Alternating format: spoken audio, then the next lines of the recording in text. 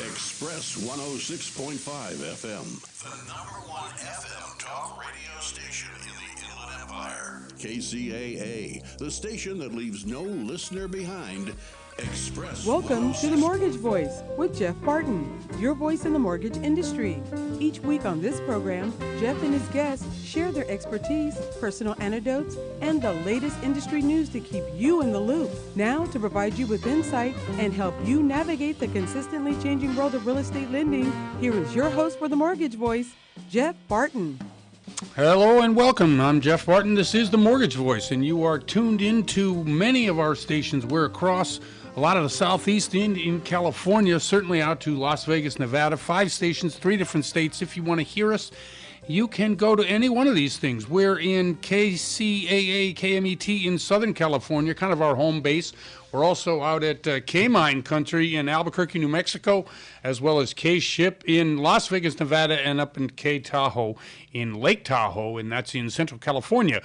We bring these interesting times to you, and I don't know whether they're interesting to you, but they are to us. Why? Because things have changed. If you're looking back even 3 months ago, you would see rates have risen about 3 percentage points, meaning that you could have got a rate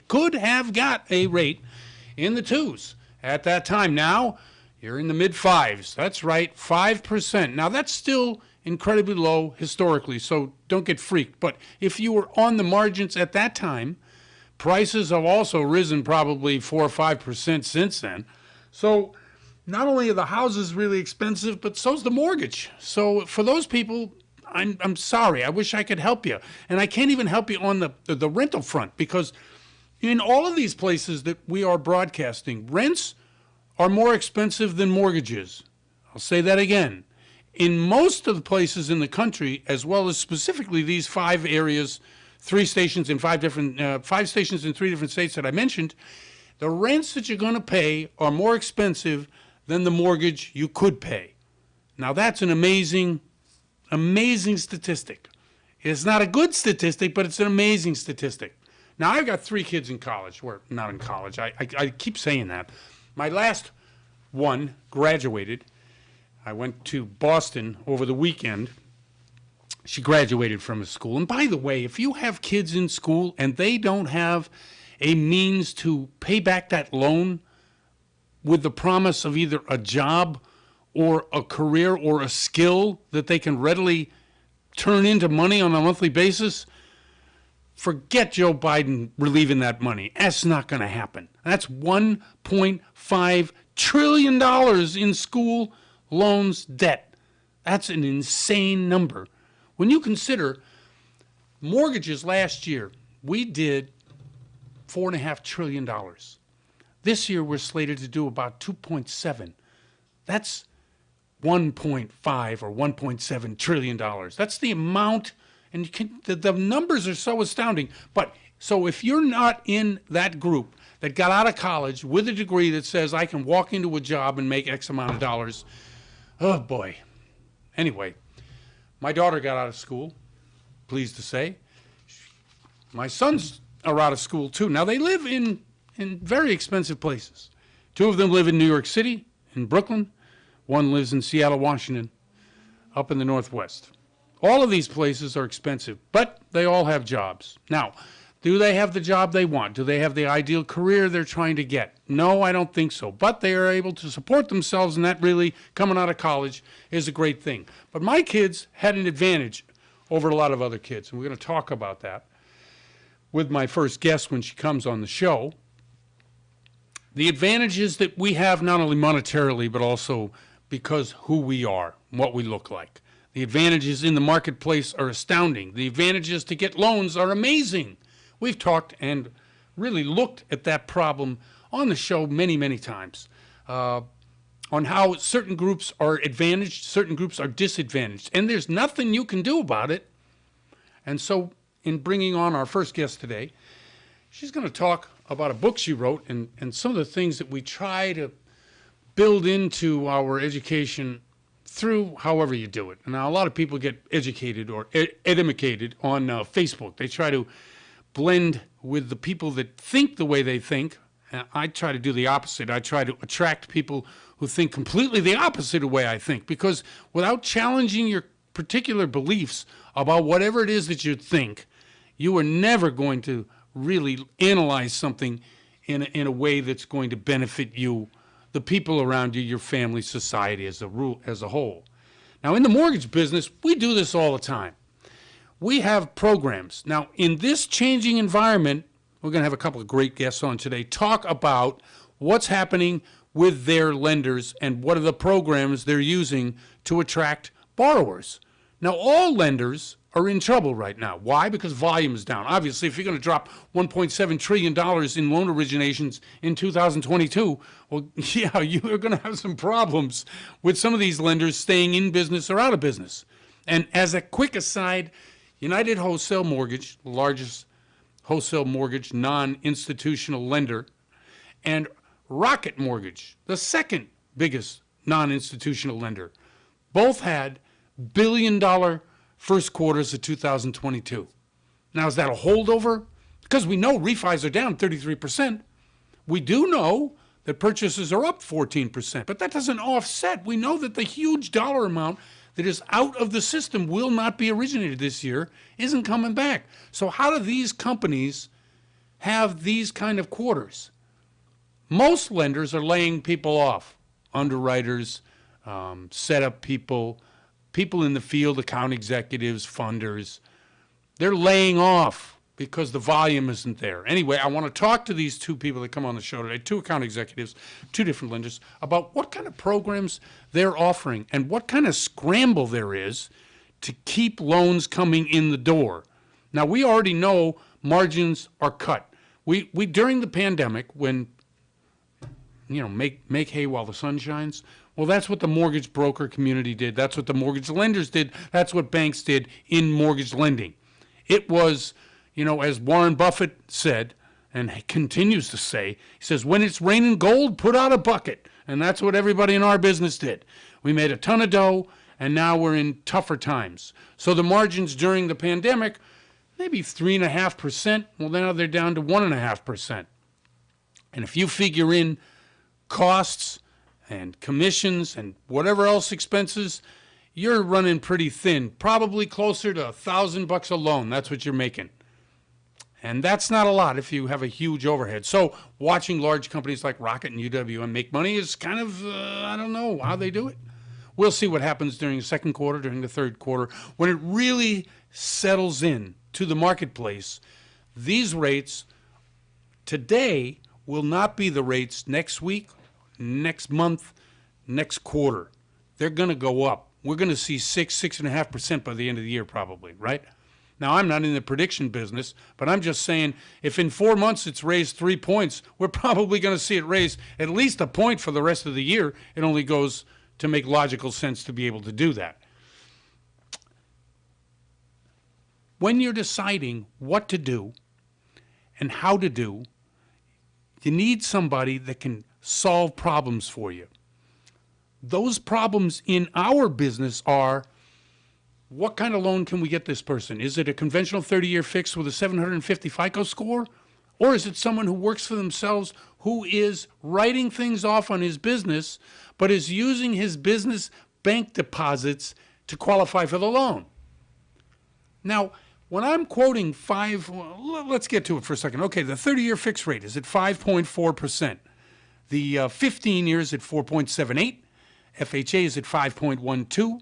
Jumbo is at 4.60, and the 5/1 ARM is at 4.57. When you look at these rates and what they are, these are for the best borrowers. If you're somebody who's in the non-QM space, which was the second loan I talked about, guy who runs a business, gal who opened up a business and is running on business bank statements in order to qualify for a loan for her mortgage or their mortgage, that program's not at 5.4%. That program's at 7%, because that's the way non-QM skyrocketed in terms of rates over the past 30 days, 45 days. Anyway, we've got a lot of solutions for you, but the main thing here is to try to stay calm, look to see if housing, in terms of the number of houses on the market is improving. In terms of the total number of houses are improving. We've got a chart here somewhere that talks about some of the major cities and where they're heading in the listings. It looks bleak. There are some other things that look bleak too. The economy, maybe. Inflation, absolutely. Gas prices. Anybody bought a $6.50 worth of gas? I have. It was unbelievable. $1.18. That's what it cost me to fill my car. I was like, wow, it's unbelievable. Anyway, I'm Jeff Barton. I'm your voice in the mortgage industry. Let's get into some of this and more, and we'll be right back. You're listening to The Mortgage Voice with Jeff Barton. We'll be right back with more in just a moment. For more information on today's topic, email Jeff Barton at info@malibufunding.net. Now, back to The Mortgage Voice with your host, Jeff Barton. Welcome back, everybody. I'm Jeff Barton, your voice in the mortgage industry. Thanks very much for tuning into the show. Each and every week, we bring terrific guests to the show. We try to broaden the horizon of people who are out there listening, trying to find solutions to problems in the lending. Now, we talk about favoritism, racism, all kinds of things on the show that affect borrowers. Borrowers out there, all they want to do is get a loan, get a house. They don't want all the mishigas and everything else going on to prevent them from doing that, but that's just not the way it is. And fighting that and trying to combat that is what we've been doing at the company I work for, Malibu Funding, who sponsors the show for years. Anyway, I brought a person who's written a book, The Colorful Image of God, concerning some of these topics, and I bring her on now, Catherine Martin. Catherine, how are you? Hey, Jeff, I'm great. Good to be here. Thank you very much, and thanks for coming on to the show. I really appreciate it.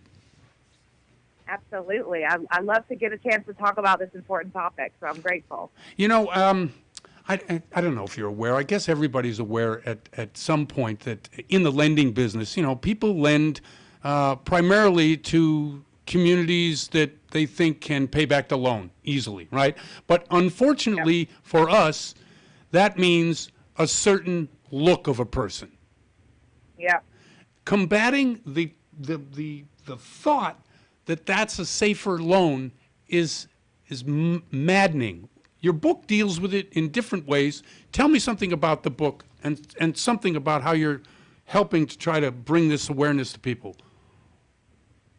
Yeah, so, I mean, you're right, in your industry, right, we see this a lot. I think historically going all the way back to redlining, probably before that, that's not necessarily my industry expertise, but in general, I think we can look at any system, any business in our country in particular and see elements of racism. So my background is largely education. I've been working in the education space for about 15 years, and honestly, about 15 years ago, my eyes were really open to the injustice of our public education system. Some kids, you know, that are middle, upper class getting great public school educations, and those kids normally are white, and then other kids growing up in poverty, oftentimes black and brown children not getting as good education. So that was the problem that I was seeking to solve with other people. But as I got into it, Jeff, I think just realizing, gosh, like this goes really, really deep. And so the book that I wrote about was sort of my personal experience awakening to race and racism in this country, what it means to be white privilege, somewhat around the education system, but honestly more broadly. And I've just been on this journey to become a better human, you know, looking at things like implicit bias, stereotypes and things like that. So that's the basis of the book. You know, the book itself comes across as you personally, which is always a great way that I like to read something rather than a very cold technical manual on a how-to. This is, as you said, your personal experience, which comes through loudly in the book, as well as specific examples of what you went through and how it is, I guess, expressed to a larger audience. Is that what you intended to do when you wrote the book? Yeah.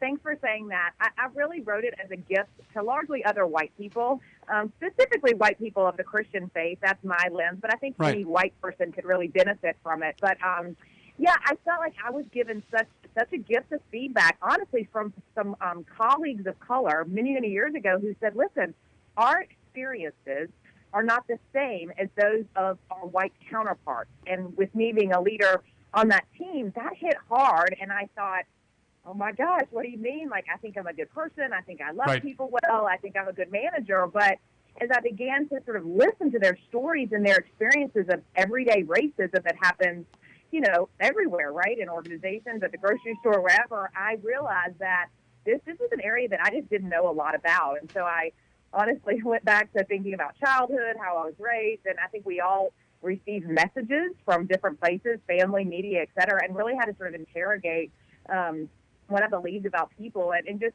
trying to live better. I mean, I would never say that I think differently of people because of the color of their skin tone, but when you really begin to understand whiteness and racism, you realize that we all are involved and are guilty in some ways. And the book certainly is not about trying to make people feel bad, but just really sort of bringing awareness to the issue to figure out what is our own small part that we can all play in uprooting this challenge. Now, it being a challenge, is this one of the reasons that you brought a Christian perspective to the book, to try to help people understand that either through whatever mechanism they use, the example that you always bring in is something from the Bible? Is that a way by which you can soften the message, or is this just something by which you think, no, this is who we are as this, so you can't do this because that would be hypocritical? Yeah.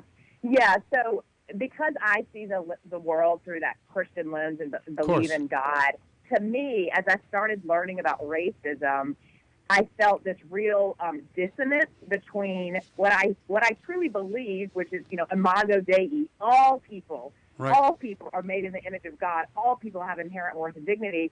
And there was a real dissonance between what I believed and then how people were telling me their lived experiences were, under my leadership and just in general. And so I think, to me, the way I wrote the book and trying to bring in scripture and I think how Jesus lived is to point out to Christians in particular, if we're trying to live the life of Jesus, someone that got proximate to the marginalized and the poor and loved people really, really well, there's a lot of areas as the sort of broad church that we're not doing that super well. I think a lot of times white people, especially in the church, I'm finding, can get defensive and sort of get really nervous talking about race and say, oh, not me.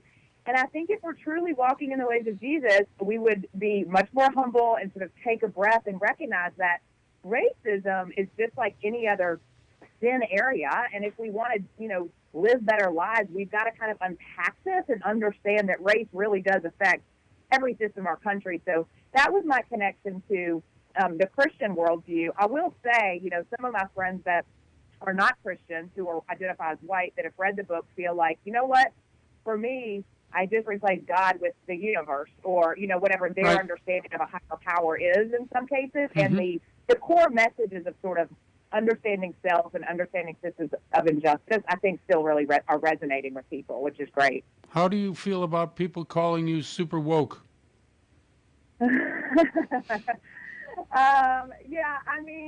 Listen, what we don't want to do, especially as white people, is get into the woke wars, right? I mean, I think white progressives, which I would consider myself one, can be some of the worst at this, sort of trying to one-up each other. And we don't want to do that. Then we're just as guilty, right? And so I think this is really about, if being woke means, literally being awakened to issues of race and injustice, then, yeah, I'd like to think I'm woke, but not in a status way, or I think that we've got to be really careful about making other people feel bad. Like, if you don't know about this stuff, you don't know about it. And so I think, how can we bring people into the conversation?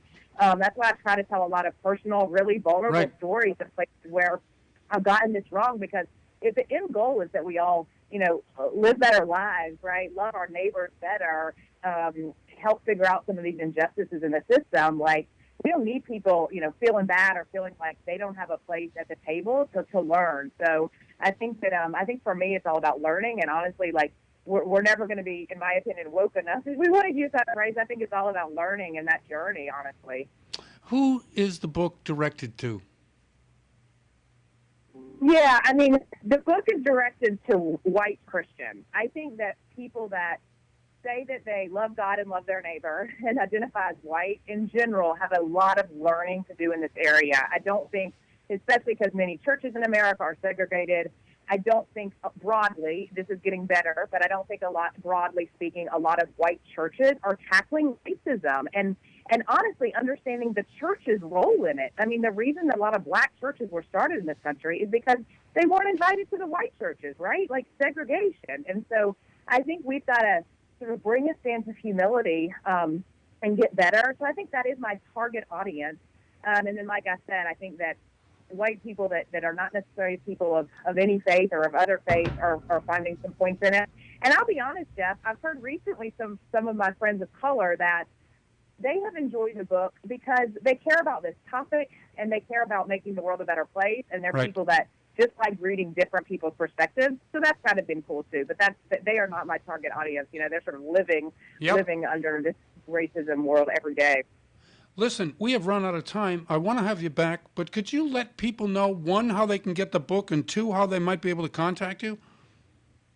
Yeah, I'd love to. The easiest place is my website. It's Catherine Learns, so KATHERENELEARNS.com. I blog on that site, and there's also a page about my book where you can order it directly from any of the major online retailers. And you can certainly email me, follow along to my newsletter and things like that via the website. So CatherineLearns.com is the best place. And the book, again, is called The Colorful Image of God. You can find it on Amazon, Barnes & Noble online, etc. Catherine Martin, hey, thanks very much for coming on the show. That was terrific. I appreciate it very much, and let's do it again. Thanks for the opportunity. I love it. Thanks, Jeff. Thanks, Catherine. I'm Jeff Barton, your voice in the mortgage industry. We'll be right back. You're listening to The Mortgage Voice with Jeff Barton. We'll be right back with more in just a moment. For more information on today's topic, email Jeff Barton at info@malibufunding.net. Now, back to The Mortgage Voice with your host, Jeff Barton. Welcome back, everybody. I'm Jeff Barton, your host here for The Mortgage Voice, and we're on every week. We are on a number of different radio stations as well as podcasts. You know what? You can also see us, hear us, mortgagevoice.com. That's our website. If you go there, you can see the topics of what we're talking about every show. You can visit with the guests. You can call them up or email them if they have their contact information down there. TheMortgageVoice.com talks about what we do on the show, and it is perfect. So go there. And that's the bell that says I got to go. Anyway, with us today to talk a little bit about what's happening in the mortgage industry and what's happening over at Deep Haven is Justin Hardman, and I appreciate it. Justin, how are you? How you doing? Well, Jeff, how are you? I'm fine, thank you. I know you're busy, Dad, so let's get right to it. Product. What's happening with product, especially in the current rate environment? Yeah, absolutely. So obviously, as everybody knows right now, rates are just going crazy. Nobody really knows what to expect from a day-to-day basis. Right. Here at Deep Haven, we've stayed relatively consistent in our product offerings. Like everybody else, obviously, our rates have adjusted, kind of with the market as the market demands. But as far as the product line, pretty much the same thing that we've always done. Okay. Your big things are your bank statement loans. DSCR loans will go down to 0.75. Loan amounts up to $3 million, that kind of stuff. Okay. And in that product mix, are you seeing that more people are coming to non-QM now because of the rates rising, because of the difficulty of perhaps a changing circumstance with a conventional loan, or do you see the volume steady? Yeah, no, it's on a good day, it's steady. On a better day, it's even a much more increase than it has been. And the big reason for that is the refi market at this point, for the most part, is dead. Yep. So, you don't have the cookie-cutter refinances coming in. So what you find is a lot of loan officers right now have to kind of reassess their business model and what they've been doing, honestly, for the past 10, 15 years, and they have to fill in that refinance gap that they just simply don't have anymore. So what we've noticed is a lot of people that never did non-QM before are kind of coming over to the non-QM side of things because they need to fill in the refinance gap. Tell us a little bit about how Deep Haven is competing with, obviously, if loan officers are doing it, a lot of the lenders are opening up non-QM that haven't done it before. Now, Deep Haven's been in the space for a while. How are you competing with the fact that newcomers are trying to come in to this space? Non-QM is a different kind of animal when it comes to underwriting. Am I right? Yeah, absolutely. So one thing I do want to point out, yes, you are correct, especially with, the refinance market drying up. A lot of lenders are kind of trying to come into the space, kind of dip their toes in, see if it's something that they want to do. Deep Haven, we've been doing it. Only non-QM, no Fannie, no Freddie, no FHA, VA, anything like that. We've been doing only non-QM since we launched. Right. So a big difference that you'll see with Deep Haven is we have non-QM underwriters underwriting non-QM loans. Right. Our account managers are non-QM account managers, same with our account executives. So what you don't have with Deep Haven is conventional underwriters trying to underwrite a non-QM file, which is very, very different. Right. And vice versa. So, yeah, you got a lot of companies out there that are trying to, launch their own, suite of non-QM products. We've been doing it the longest, and it's all we do. No, I think that's really important. When you're talking about getting into a purchase and you want to do non-QM and you want to have a lock of 30 days, let's say, you want to make sure that that thing closes on time, because if rates rise and they blow that lock, they may have to come in with a lot more money to close. Correct. Yeah. So as far as our closing times are concerned, we pretty much stayed the same, 30 days or less. We actually just launched a DSCR 15 days or less program, whereas if you come in with a DSCR loan and you have the required set of documentation, we will close that loan in 15 days. Okay, let's get right to that.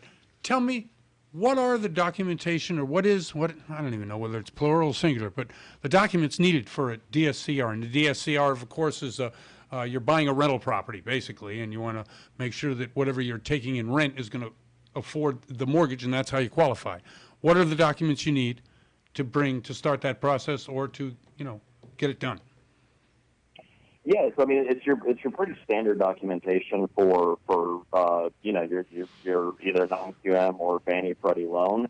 The difference is we don't collect any sort of income documentation outside of if the property has those, obviously we want the property. But from a documentation standpoint, it's the same standard documentation minus your W-2s, bank statements for income, stuff like that.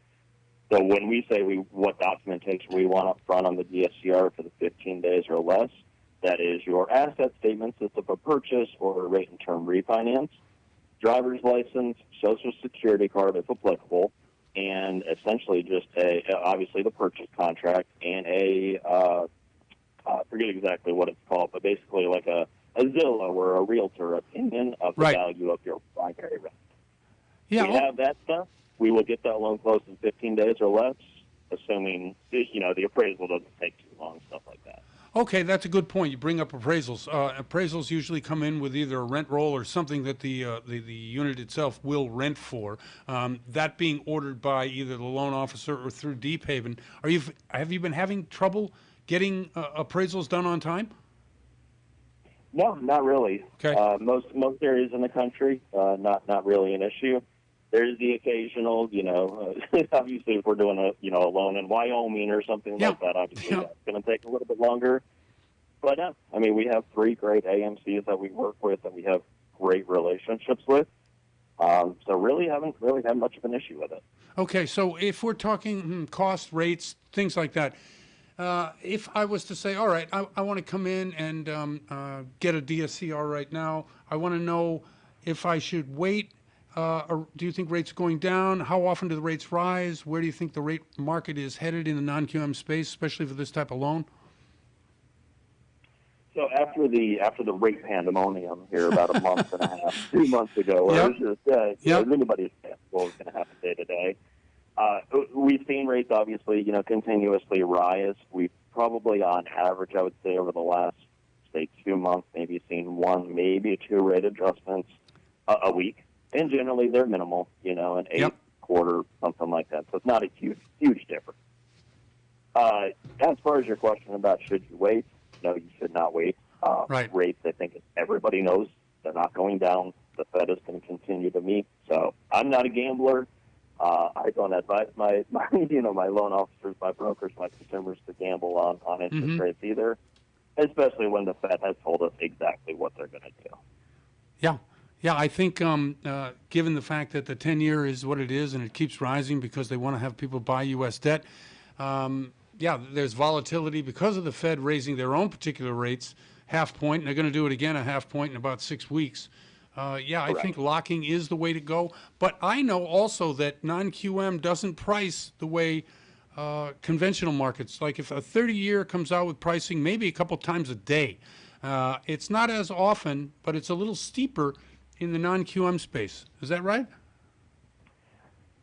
In some circumstances, yes. In some circumstances, no. You're exactly right. We generally don't have 2, 3, 4 rate changes per day. Right. Again, it's once or twice a week, if at all. As far as steeper, I won't necessarily say that it's steeper. I feel like it can maybe look a little bit steeper because our interest rates are naturally a little bit higher. Right. Of course. Based on due to the program, right? Right. But no, I wouldn't necessarily say that it's steeper or more severe each time we do have a rate adjustment. But we just kind of follow what the bond does. Now, are you seeing more purchase? Obviously, the refi business is dead, but are you seeing more purchase per se than you were seeing prior to, I guess, all these rate hikes in January? Yeah, I would say so.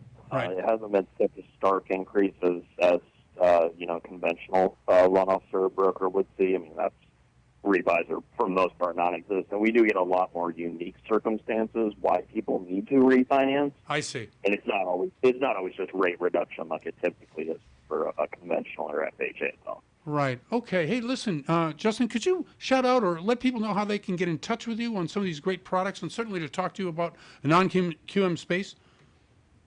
Yeah, absolutely. So again, my name is Justin Hardman. I work with Deep Haven Mortgage.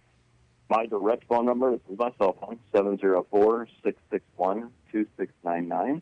And you can also reach me at my email address, jhardaman@deephavenmortgage.com. That's JHARD as in David, MAN @deephavenmortgage.com. Justin, thanks very much. Appreciate the updates. We'll get back to you, especially with the volatility going on in the market. We always want to keep updated, especially with what you're doing over at Deep Haven. Thanks for coming on. Thanks so much, Jeff. Thank you very much. I'm Jeff Barton, your voice in the mortgage industry. We'll be right back. You're listening to The Mortgage Voice with Jeff Barton. We'll be right back with more in just a moment. For more information on today's topic, email Jeff Barton at info@malibufunding.net. Now, back to The Mortgage Voice with your host, Jeff Barton. Welcome back, everybody. I'm Jeff Barton, your voice in the mortgage industry. Thanks very much for tuning into the show each and every week. If you want to see the show, you can go to two places. You can go to themortgagevoice.com, where you can hear the show. You can go to YouTube, where you can see and hear the show. Jeff Barton, the Mortgage Voice, is on YouTube, and themortgagevoice.com is our website. Both you can join, listen to, get updates. Make sure you click on that little bell or button or whatever it is, just because more people see it, more information gets out there. And mortgage information right now is at a premium. It's not all doom and gloom all the time, but there are things you need to be aware of, and there are programs out there that you might not know about. In that vein, we bring back to the show Tomas Trujillo. He is a account executive from AT Lending, and he joins us now. Tomas, how are you? I'm great, Jeff. How are you today? I'm okay. Thank you very much. It's been such a volatile time. The news is never good. I can't even watch it anymore. And, of course, in the midst of all of this, my wife breaks her ankle, so I've been home nursing her for quite some time. So it's a little crazy around my house. How about yourself? It's a little crazy.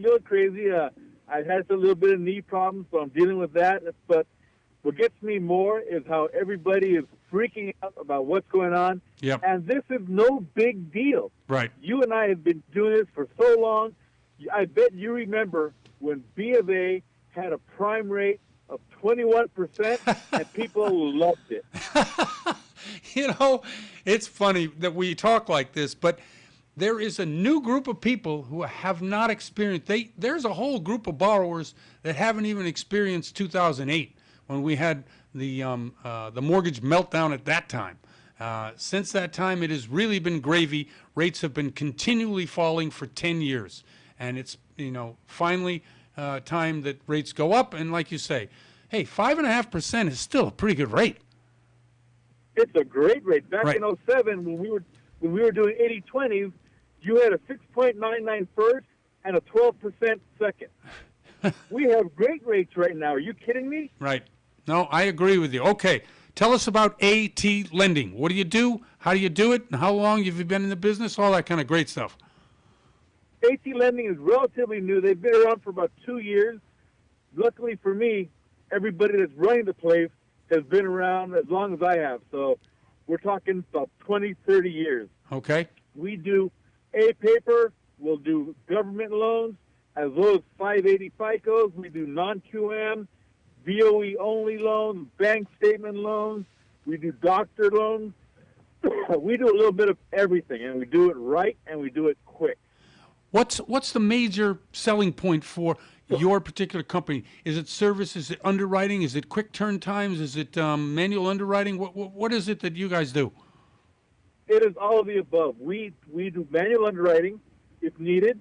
We'll go by the DU. We'll go by the LP. No overlays on that. Good. On DSCR loans, we'll go up to 80% with a debt service coverage of below 1%. We'll go down to 75, maybe even 65.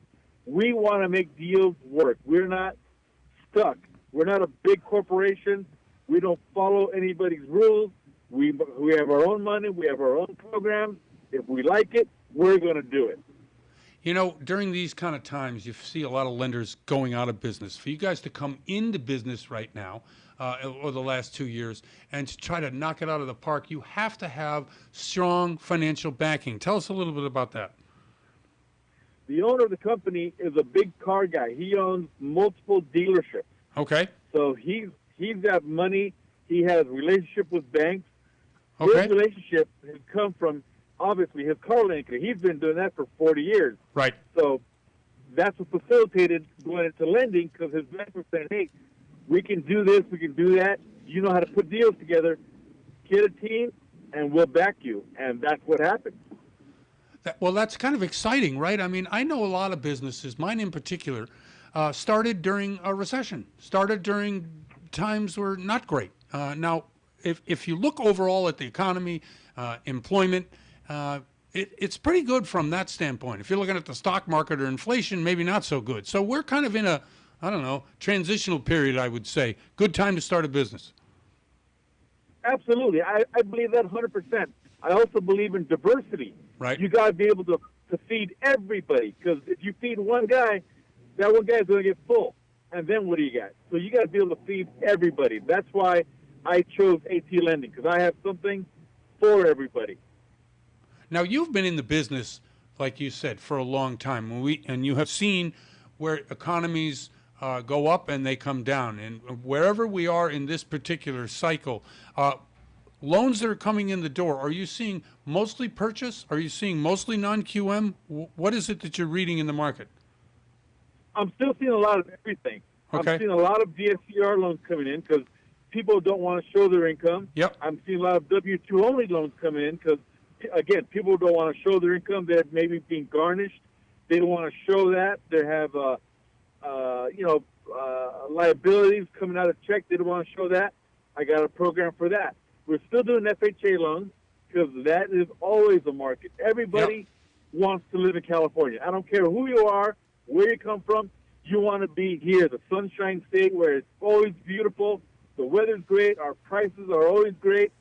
It's a great place to be. We are always going to be busy. Okay. Where do you see it heading in terms of rates? Do you see it settling or moving higher? No, I think they're going to be moving. I think we all got a feeling they're going to be moving for some time. Yep. Maybe we'll get a break sometime next year. Yep. But I think this year we're going to see a steady incline. Yeah, okay. So in the purchase market, when we're looking at housing here, let's say we're talking just strictly about, that's another quick question. How many states do you lend in? We're everywhere. You have 50 states? Yes, sir. Okay, so you're lending everywhere. Do you see housing inventory rising here or other places, or even in the micro markets in Southern California? Like maybe Riverside, they're going up a little bit, but maybe not so much in Orange County? You know what? I'm seeing it across the board. I mean, I'm doing loans in Bakersfield. Okay. I mean, Bakersfield is exploding. There's little, I forget the name of the city outside of Bakersfield. It used to be dirt. Now it's a booming city. It's happening everywhere. Moreno Valley, Riverside, San Bernardino. It's just happening everywhere in California. People who can't afford maybe $1 million house in West LA, they're buying in Bakersfield. They're buying a $143,000 house and they're telecommuting because they don't have to drive all that way Right. anymore. I think it's a great time to buy. It's always a great time to buy. You know, in terms of, you know, having security for your future and obviously seeing equity build. I mean, traditionally we see about 4.25% over the long run, over 30 years. But over the last 2 years, we've seen 20%. Now, that usually means that we're going to have a downtime where somebody's going to lose some equity in their home. They're talking about whether it's a housing boom or a housing bust or a bubble. What do you see? You know, we've been through the whole gamut where people have bought a house for $500,000, and the market crashed, went down to maybe $300,000. Now that house is back up to $1 million. I wouldn't even try and predict what's going to happen. Right. All I know is that real estate is always going to be something you hold on to. Right. God is not making any more land, so you got to get what you can. No, I totally agree with that. Well, you sound very excited about your the job and the company that you work for. It's really nice to hear, because I hear so many people. Now, maybe it's because you're, you know, not getting on in age, but you're no spring chicken either.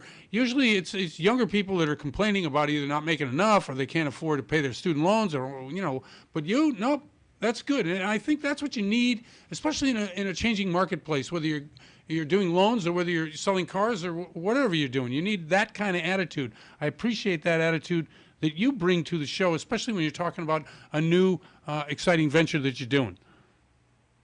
Absolutely. I think you got to be positive, because Yep. there's way too much negativity. We don't need it. We just got to keep our eye on the ball and keep moving forward. No, I totally agree.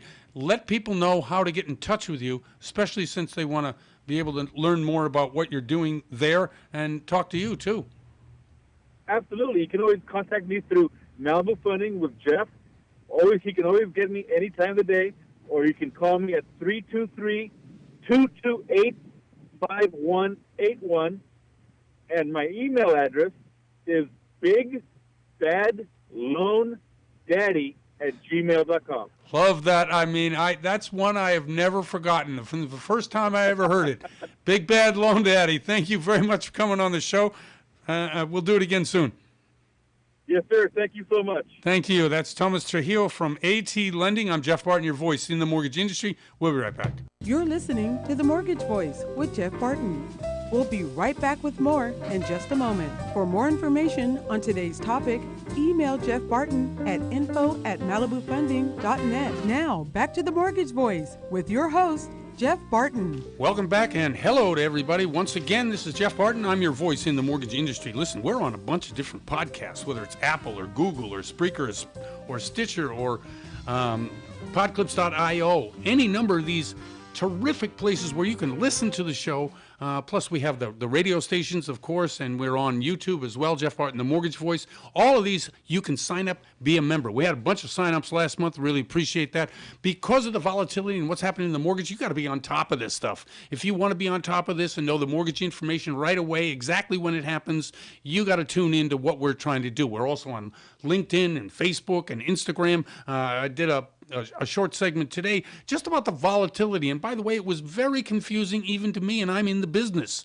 Why do things do what they do when they do it? And how do you plan for the future if even the prognosticators, i.e. everybody on CNBC, Bloomberg, any of the business channels that you see or hear out there, either on radio or television, they're guessing. Let me tell you something.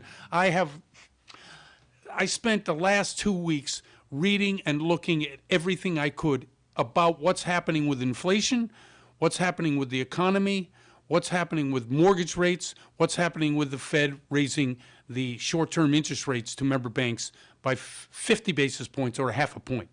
And quite frankly, there are two schools of thought. The world is ending is the first school of thought, and the second one is it's almost ending. So there is nobody out there who's predicting what they call a soft landing. All these terms are just ridiculous. If you're working right now, that's a good thing, but you could have a better job. This is one of the silver linings or the great things about what's happening right now. There are 2 job openings for every person who's unemployed. Let me say that again. There are 2 job openings for every person who's unemployed, which means there's a better job for you out there. And if you're watching that Indeed commercial on television, they're basically saying quit your job and go find a better one, which is a problem. We had 4.5 million people last month quit the job they were in. And so when employers are trying to figure out how they're going to not only fill the job openings they have, but keep the people they already have employed, that's why there's such pressure on wages and such pressure on inflation. To me, listening to the pundits, listening to people talk about the economy and about what's happening with mortgage interest rates, and it's all doom and gloom, I look to the employment, who's working, and what are they making, and I look to, can they afford the mortgage payment? Now, when you're getting approved for a mortgage, they don't take into account your monthly expenses beyond your mortgage payment. They'll look at credit cards, sure, but they're not going to look at your food. They don't know that gas costs another, 8% this month or whatever it was that it went up from last year, 8.5% inflation. They don't realize that because they're just looking at, can you afford this mortgage based on what you make? So that's a good thing. That means that inflation really isn't hurting the dollar amount. What's hurting your dollar amount in terms of what you can afford to borrow is the interest rates. Now, the interest rates, as I said, are at 5.5%, let's say, and are about ready to go up again, and we have to continue to watch that. So if you're in the should I lock or should I float, which means should I not lock, I always recommend locking in these kinds of environments. Even if it's a 45-day lock, may cost you a little bit more in terms of upfront costs, but it's better to be safe. Now, there is, let me just get to it here for a second. Okay. So if we're looking at certain types of loans, non-QM, let's talk about a non-QM loan. And we talked about that a little bit earlier in the show, a segment that we talked about, okay, so you're a business person, you are putting good deposits into your business bank account, but you do a lot of write-offs on your business, like your car, maybe some of the rent in your home, maybe some other expenses. So you're not showing a huge salary or a huge profit at the end of the year, but you're writing off a lot of stuff. You can use those bank statements for your business, the deposits, to qualify for the mortgage. Now, it's going to cost you 7%, but these are called non-QM loans. So the problem with the non-QM sector in the last 45 days has been that you will lock a rate at a certain rate. And at the end of your lock time, let's say you do a 45-day lock on a non-QM loan at 6%. At the end of 45 days when you're about ready to close, the loan, the rate on your loan is now 7%. Now you've locked it at 6%. Now what incentive does the lender have to actually close that loan? Zero. They're losing money on the loan. So in this type of volatile market, you want to be able to make sure you come to the loan officer, whoever's doing your loan, with everything up front. You want to close that loan as quickly as possible. Now, non-QM is a faster way to go. Now, in some of the conventional senses, some of the bigger companies who have a lot of automated stuff, you can close in 14 days. That's ideal in this world, especially with the non-QM, because you don't want to have the coupon or the amount of money that they're going to have to pay somebody to buy that loan to be more than what you locked your rate in. That would be a huge problem for anybody. But these lenders who have millions and millions of dollars loaned out at rates that right now they can't sell have zero incentive. So closing quicker is the best way to go.